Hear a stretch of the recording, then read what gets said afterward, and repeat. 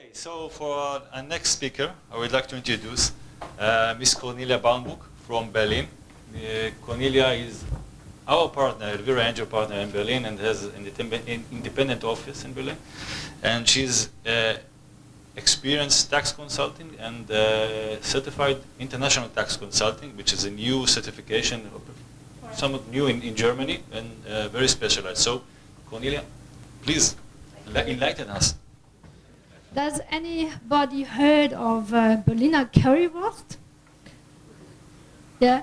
To make currywurst, I will explain. You take a fatty, unattractive fried sausage, cut it into little pieces, overflow it with watery ketchup, and then finally sprinkle it with some tasteless curry powder.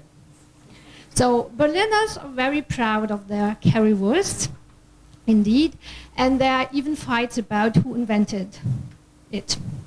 So now compare currywurst to the slightly more famous and more delicious cuisines of France and Italy. I honestly have a client who gave up food from Italy and France and came to Berlin and our currywurst. So why would he do that? My client is an Italian citizen. He's a fashion designer and used to work and live in Paris. And anybody who knows anything about the fashion industry knows that Milan and Paris are the places to be. So why did he come to Berlin? Believe it or not, it's not because of the currywurst. It's because of our taxation system. And even this is a twist. Fine. Yeah, for whom my presentation is interesting. It's interesting, I believe, yeah, for all Israeli companies which plan to establish entities in Germany. It's not needed if you only want to have shipments from Israel to Germany, because then you have nothing to do. Because then you have nothing to do normally with import duties.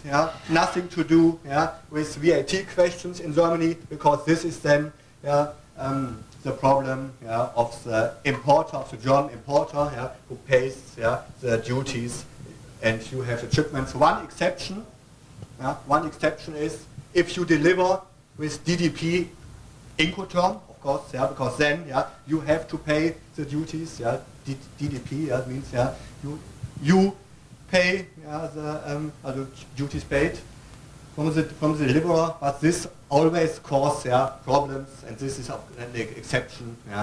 But normally, my presentation is thought for companies, for Israeli companies, which wants to establish a subsidiary or a branch or a warehouse in Germany, from which they want, when you import the goods to Germany by yourself, when you are the importer in Germany, and then you have sales within Germany or within the European community. Because as you know, the European community is one market.